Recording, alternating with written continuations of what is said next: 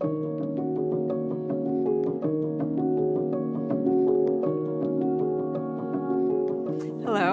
Hello. Thank you for joining me today. Thanks, Kari.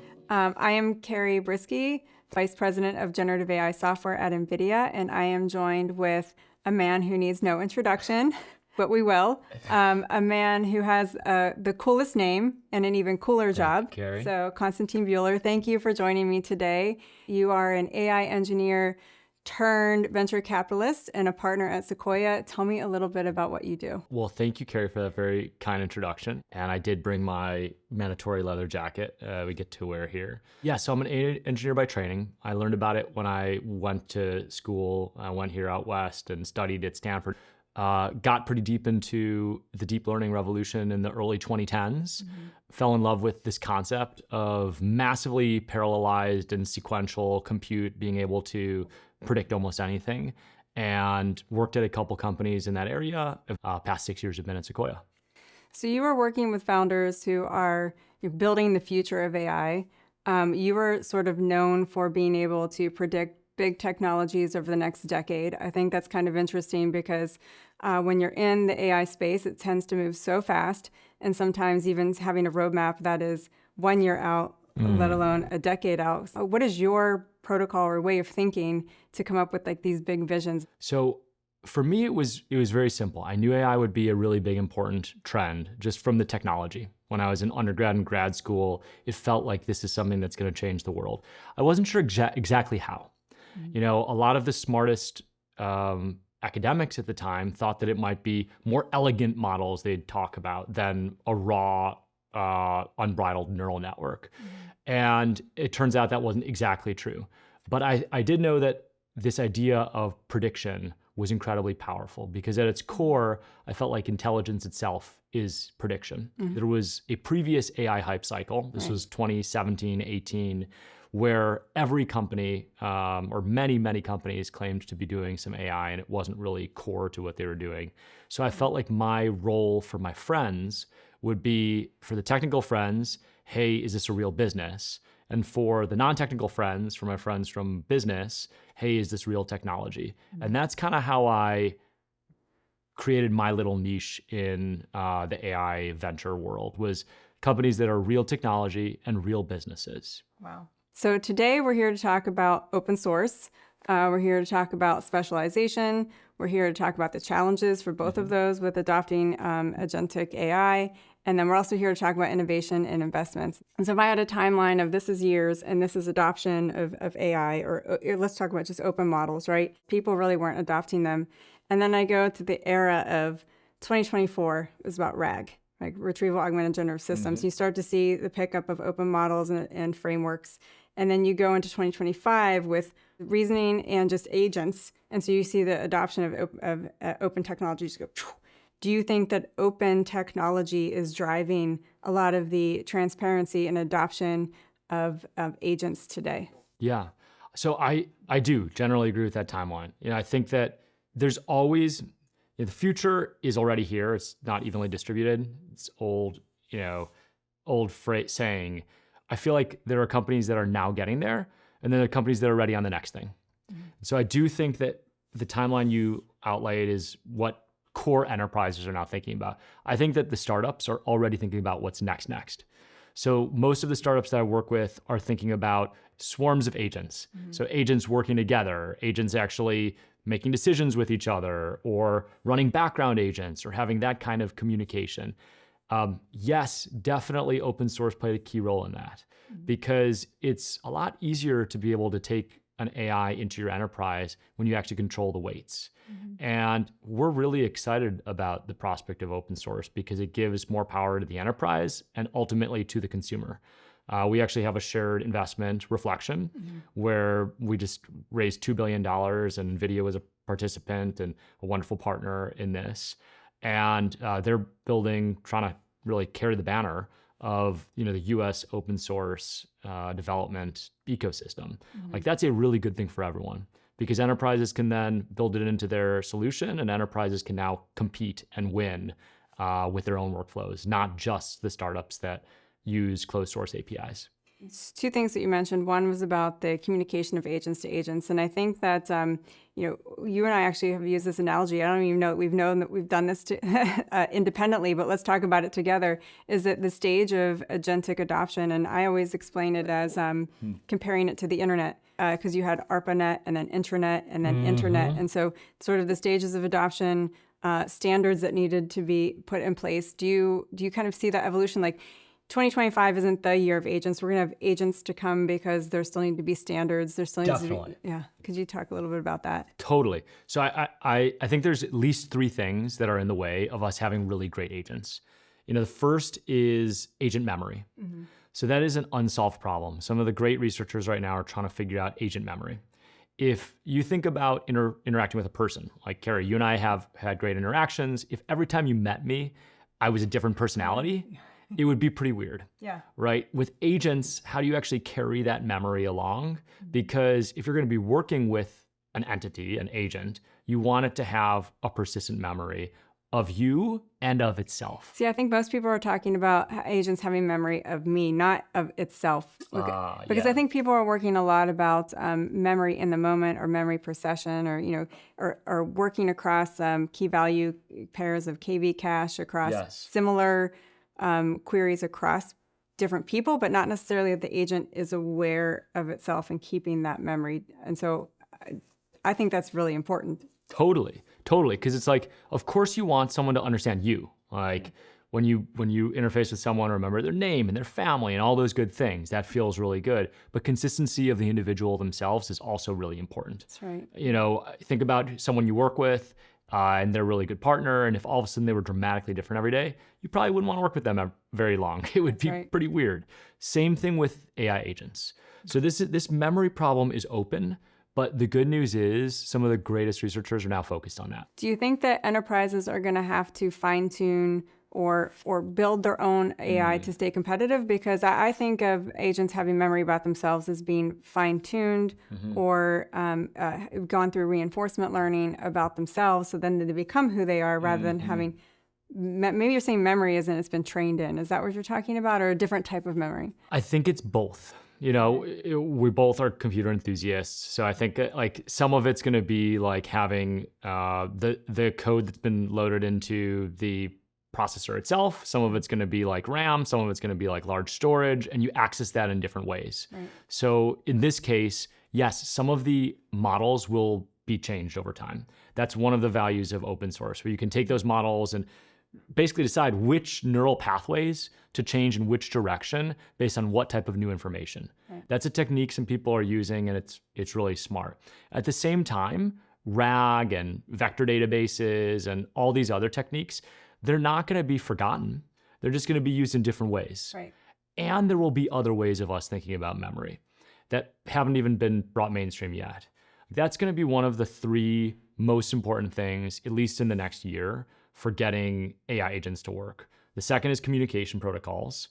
We've talked a lot about MCP and this idea that in order to have agents work together, they have to be able to talk together. We both speak the same language, not only the same technical language of English, but a similar business language and a similar, technical jargon that helps us communicate really fluently. AI agents are going to have something similar. And that actually reminds me a lot like the internet, where in the early days you had TCP/IP. That wasn't the finish line, that was the starting gun. And then the third is AI security. So now that you have agents that have memories and are communicating with each other, we're going to have to figure out ways that they communicate very securely. And it's actually Jensen who said this in a previous conversation. I thought it was pretty awesome. He said, think about agents as not needing to have the same requirements of the physical world.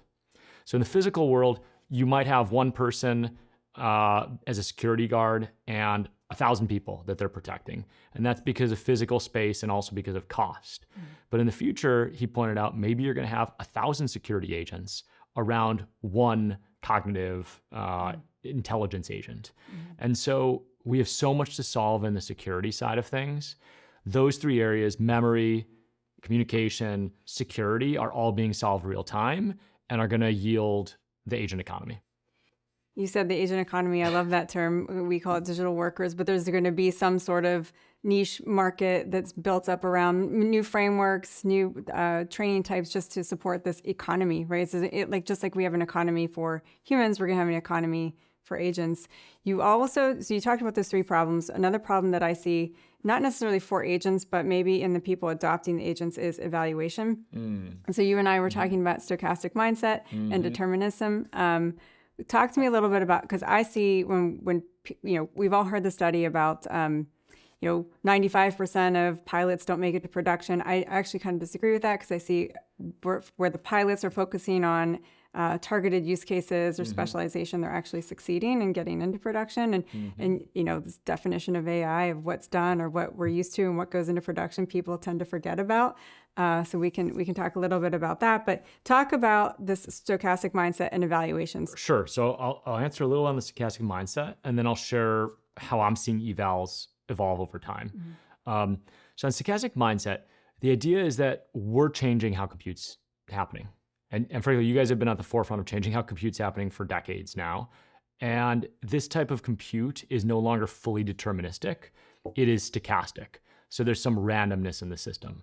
And for those EEs out there, I know nothing is fully deterministic, right? Even historical types of compute, but pretty close to deterministic.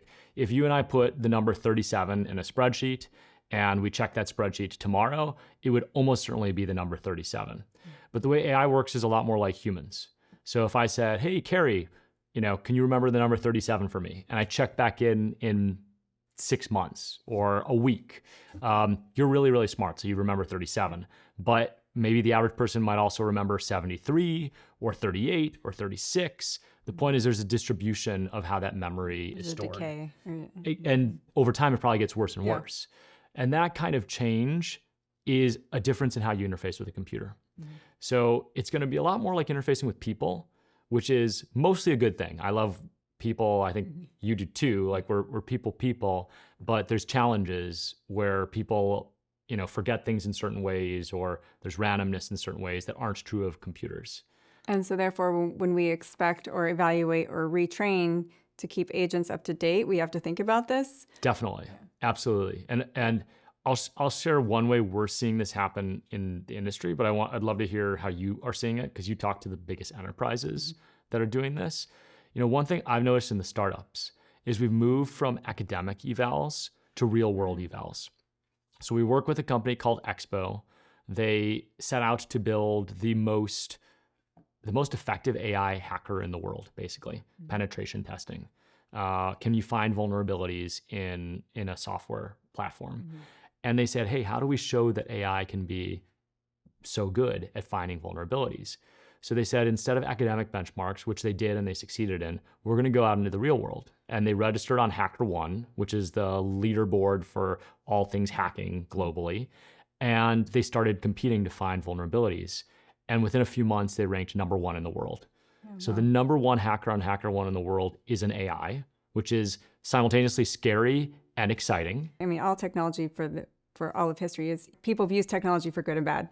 And so if you're using AI to do bad things, you need to combat bad things with AI. It's the only way that you can scale. Yeah. Exactly. Which is why with this company, I get to work with them. It feels national security level important, because without question, you're right. The bad guys have also seen this and they're taking action on it for sure. And so the response isn't to put our head in the sand. It's to say, hey, we have to be even better. We have to find these vulnerabilities before the bad guys do. We have to patch them. Our job is even harder. So for a company like that, I think it's amazing what they've done, not just because of the impact, but because they said, we're going to evaluate this not just on an academic benchmark, but in the real world.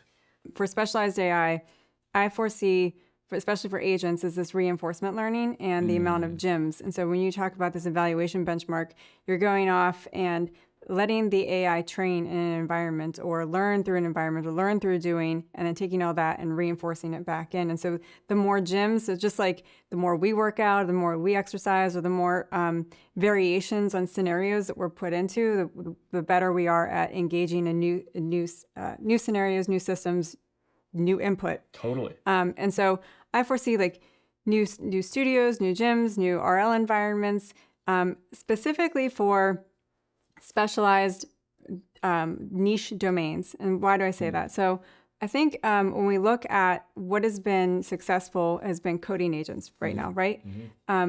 I think that's because the verifiers are very simple because the code compiles or not. And you're able to reinforce that learn, right? You have a lot of people who code and they can say, yes, that was right. That's good code. That's not. Now, when you get into, I'm calling it like sort of this last mile of expertise. When you get into an enterprise or a specific domain, like you were just talking about, where you have experts and expert knowledge, the verifiers become very hard because they're either expensive or there's people that can verify, need to be doing their job rather than verifying an AI.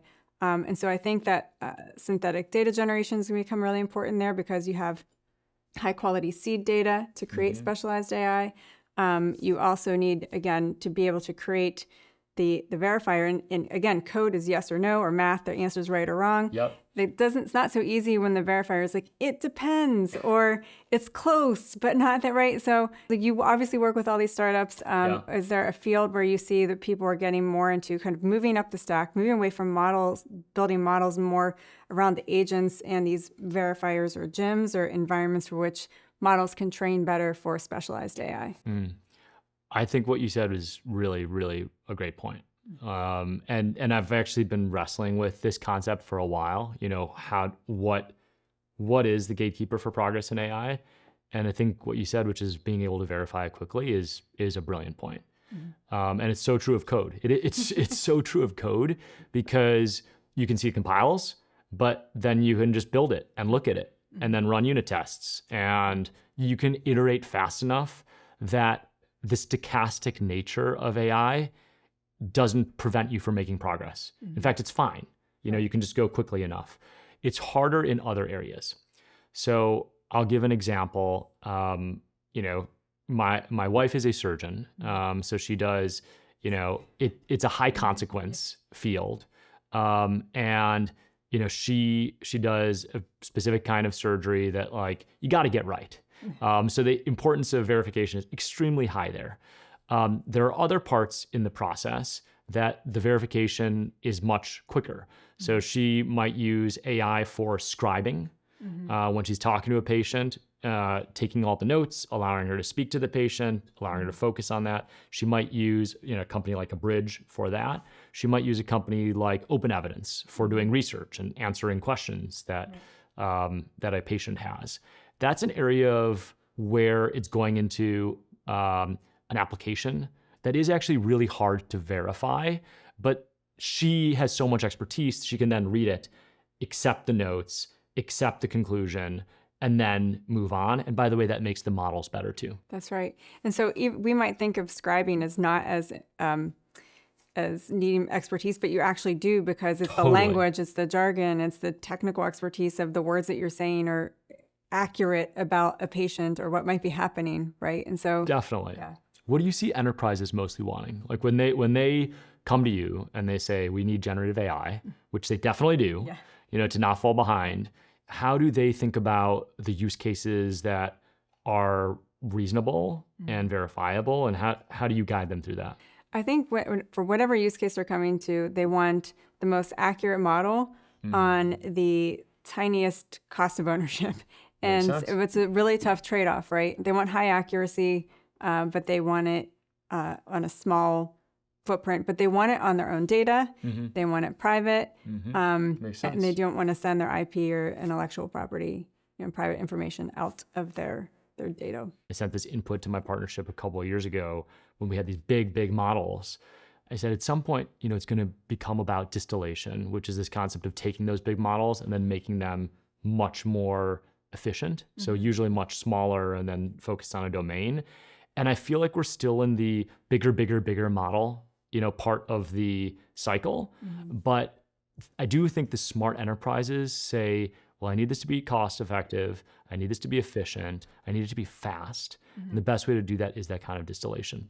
There's distillation. There's looking at model architecture. There's all kinds of ways of making models more efficient. I think, honestly, if you look at model development just like any regular software development platform, like you kind of demystify it for a second, you're writing code, you're compiling it, you're putting it out to run. Totally. And so when you're building models, you're getting the data, you're retraining, you're putting it out there. So no software application is just ever out there and done. You have bugs, you have feature requests, you have to, you have to improve it and then write the code, recompile, re-release. And so I think and with every release, it's not just about the features, it's also about optimization, the most performance that you're getting out of the software at runtime. And so if you think about model development just as a new software development platform, it kind of takes the scariness out of it and understands that, hey, you want to get your MVP, you want to get your MVP right, and then you can optimize over time. And that's well said. I couldn't agree more. That makes a lot of sense. Okay, so we talked about challenges. You talked about persistent identities, seamless communication, security.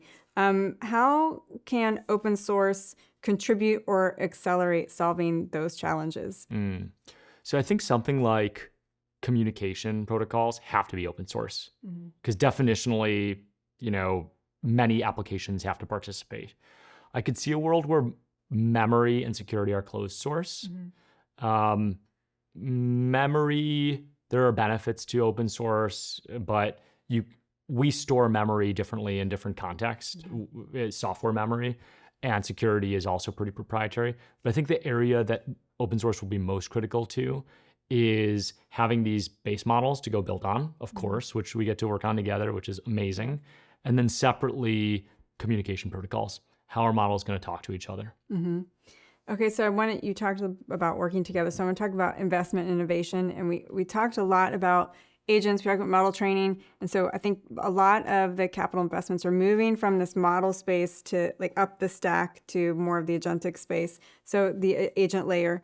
What is driving that shift? What do you see? Why do you think that's happening? I think it's because at the end of the day, it's all about people.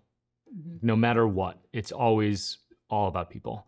And you as enterprise leader here probably know that better than anyone. It's always a people problem. It's always a people opportunity. And that's why we're shifting from the model layer more and more to the application layer.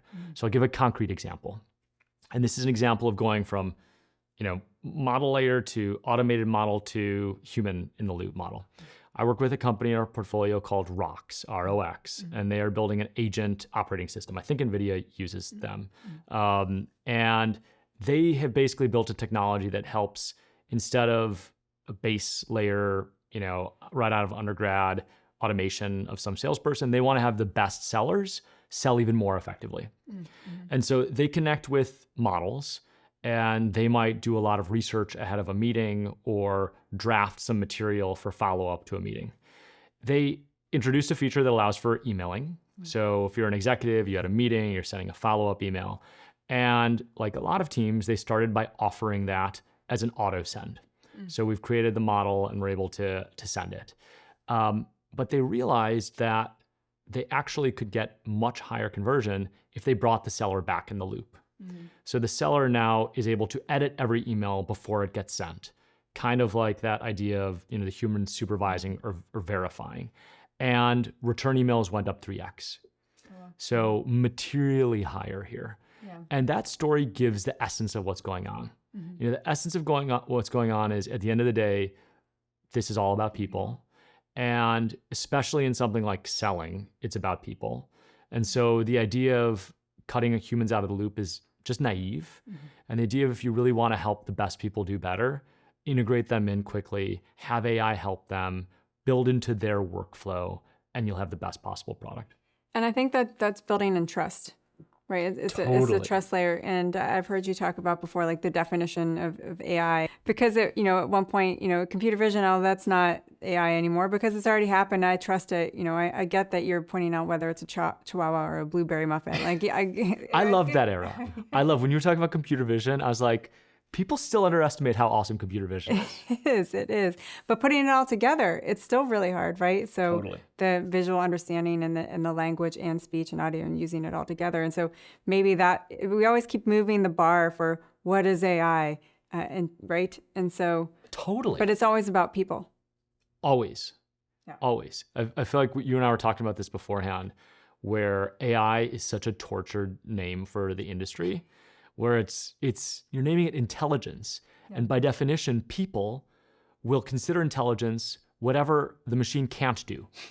So as soon as the machine does it, they'll start to forget it as being intelligence.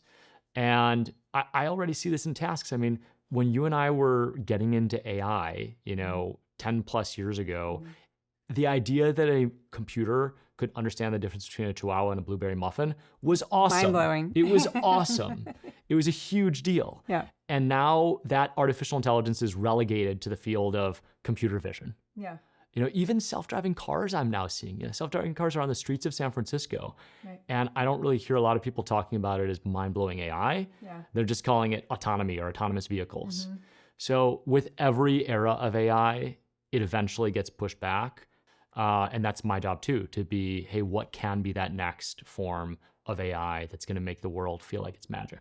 You just had the best lead into my next question was, where will we see the next big wave of innovation? I feel like you guys are all over this, which is, I think world models are going to be extremely exciting. Yeah. And, I'll go a very base layer, kind of like you were talking about, of the progression over time. AI generally moves from less data intensive to more data intensive over time. And, we had eras of AI that were numbers in and numbers out, and the generative AI text in, text out era. And then we've gotten pretty good at images, and we're getting pretty darn good at videos. And in between those two, we got really good at voice. So basically richer and more intensive data types. Logically, what comes next? Well, of course, we're going to have voice get really good in the next year or two, and video and all of that. But then what starts to ramp is world models. These are extremely data intensive. It's the whole space around us. And streaming in. And just streaming like in. All the data streaming into us at all times, whether we accept it or not. 100%. Absolutely. And then it gets really philosophical. Like, how do you perceive the world? And do you perceive it as we all have mental models that we're testing against? Or do you perceive it as, our eyes and senses are constantly streaming in new data? I'm probably the former, actually, of how I think we perceive the world. Yeah. In any case, it becomes about that. And then from there, once we have those good world models, we can do amazing things. I think that's actually going to be the base layer for all this robotic opportunity that will be truly massive. That's amazing. We always try and work on the hardest problem, the biggest workload, right? We always say that if you want to go to the moon, NVIDIA will take you there. If you want to walk across the street, you're on your own. Right? That's awesome. That's funny. Okay, so companies who are moving fast, and you're working with those companies, they seem to iterate often, and it sort of reminds me of the design thinking approach, where you want to fail fast or iterate often, pivot if you need to. And if you were to talk to a leader today or a new founder that you're just talking to and you're going to give them advice, how would you tell them to adopt that mindset? Or would you tell them to adopt that mindset at all? Okay, so I feel like this is a very safe place for a very nerdy technical analogy here. Absolutely. Yeah. Okay, excellent. Which is, I do believe that you should iterate incredibly quickly. And I get inspiration from gradient descent algorithms, or just invert it and call it gradient ascent algorithms. Yeah. And whether it's a truly stochastic gradient descent algorithm or batches where you get a bunch of information and then update it, I think that's the best way to build a company. Yeah. So, you don't know all the information. Nobody knows all the information in the market, because the beauty is the vast majority of that information lives in other people's brains. They know what their preferences are, and the whole point of the market is to serve other people. So we'll never know all the information. Even if we have a perfect world model, we'll still only have some estimates. So it's the job of the founder to gather as much information as possible, a batch of new information, and then run a stochastic gradient ascent and try to find something new. Yeah. So then that begs the question, in this super hyperdimensional universe with all of these hills and convex hills in this dimension, in this space, how do you find the highest one to climb? And NVIDIA did. Like that, I think that ultimately happened. You guys said we're going to think about all of compute and a new way of computing and acceleration at light speed. That is a huge mountain to climb. So you picked a great starting place, and it took many, many, many years to climb that. I'd encourage founders to pick a starting place that's worthy of them. Pick something that is sufficiently exciting, big, challenging, that if you do succeed, it was worth it. Big reward, yeah. What do you see from startup founders selling in enterprises? Do you feel like they're iterating too fast, breaking things, or going the right speed? I think enterprises are a completely different world. Not that they're second movers per se, but I definitely think that they have more risk. They have legacy systems. They have data locked in legacy systems. So that curve of adoption is taken slower for enterprises because they were figuring out how to integrate something as fast moving as AI, right? I think that enterprises aren't moving as fast as, say, the startup world, but they definitely get their influence from the community, from open source, from the startup world. They look to that to see where, again, what is everybody working on and what do I need to adopt? That's why I think enterprise hasn't adopted generative AI like the way that we wanted them to within the last year. But I think now that it's become easier to fine tune and specialize, easier to generate data through synthetic data generation, and easier to evaluate or put through these reinforcement learning environments, that they're going to be able to start to really specialize per domain. I think some enterprises started thinking like this one model is going to solve the world. And there's not one model to rule them all. There's many smaller models or different sizes of models. It's systems of models to actually achieve a use case. I feel like we speak the same language here. I think a lot of it comes just from having been in other eras of AI, where you've noticed, yes, it seems at some point that one model will be able to do everything. And always, it turns out that a specialized model ends up doing the thing better. There might be one, like you said, to start, to get things going, to start training, to kick things off. But turns out specialization is a superpower. And I feel like that's going to continue to happen in the Gen AI realm. Me too. Well, that's all the questions I had today. All right. Thank you for coming. Thank you very to much, our Kari. headquarters and having this glass of water with me. Amazing. Yes, it was a strong glass of water. Cheers.